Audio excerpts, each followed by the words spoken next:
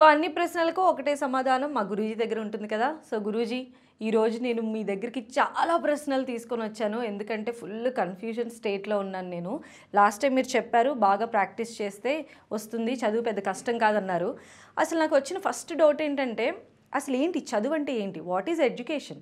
Education అనే word Latin word adduce నుంచి వచ్చిందండి. ఎడ్యూస్ అంటే నో థై సెల్ఫ్, నిన్ను నువ్వు తెలుసుకోవటమే ఎడ్యుకేషన్. అది పుస్తకాల్లో చదవటం అది కదా, నిన్ను నువ్వు తెలుసుకోవటం ఎడ్యుకేషన్.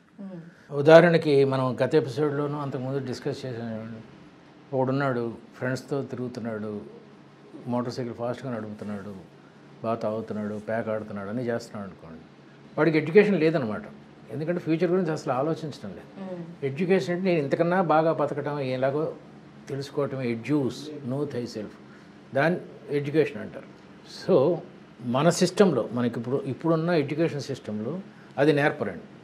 పానిపట్టు యుద్ధం ఎక్కడ జరిగింది, పాకిస్తాన్కి ఇండియాకి వార్లో మన ఇండియా తరఫున సైనికాధికారి పేరేంటి, ఇవన్నీ ఎడ్యుకేషన్ కాదండి. అసలు ఎడ్యుకేషన్ అంటే ఇంతకన్నా బాగా బతకటం ఎలా తెలుసుకోవటమే ఎడ్యుకేషన్. దానికి ఎడ్యుకేషన్ ఉపయోగపడాలి. ఒక్క ముక్కలో చెప్పేశారు. ఎంతసేపు పుస్తకాలు, బట్టీలు, చదువులు, ర్యాంకులు అని చెప్పి ఇలా ఒక కాంపిటేటివ్ వరల్డ్లో అసలు మనం ఏంటి అని తెలుసుకోకుండా వెళ్ళిపోతున్న స్టూడెంట్స్ అందరూ గురూజీ చెప్పారు కదా, మనల్ని మనం వెతకడమే, మనల్ని మనం అన్వేషించుకోవడమే రియల్ ఎడ్యుకేషన్ అని అంటున్నారు.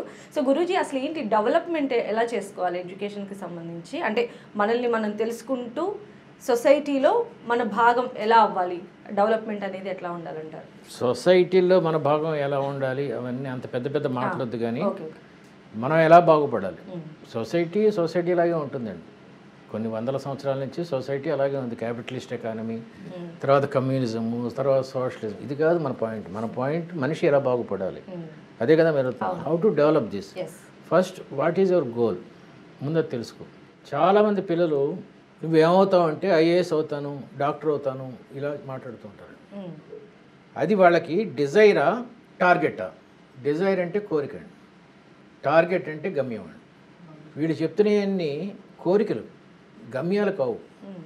ఆ గమ్యం రీచ్ అవ్వాలంటే కోరికతో పాటు కృషి ఉండాలి.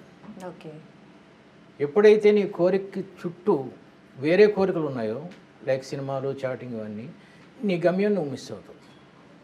నువ్వు సినిమా యాక్టర్ అవదలుచుకున్నావు, రోజు ఎక్సర్సైజ్ చేయాలి, నడుము సన్నగా ఉండాలి, నీకు ఫిగర్ ఉందో లేదో చూసుకోవాలి, క్యారెక్టర్ ఆర్టిస్ట్ అవుతావా, హీరోయిన్ అవుతావా తెలుసుకోవాలి. ఇది గమ్యాలండి. ఇలా చేయడానికి పడే కృషి నీ కోరికను గమ్యంగా మారుస్తుంది. ఇది డెవలప్మెంట్, ఇదే ఎడ్యుకేషన్ అంటే. బలహీనతలను అధిగమించి మన బలాలని ఇంకాస్త పెంపొందించుకుంటే ఎడ్యుకేషన్ అనేది సాగుతుందని మీరు చెప్తారు. మన బలహీనతలు తగ్గించుకోవాలి, మనకున్న స్ట్రాంగ్ పాయింట్స్ పెంచుకోవాలి. This is called positive thinking and that is education.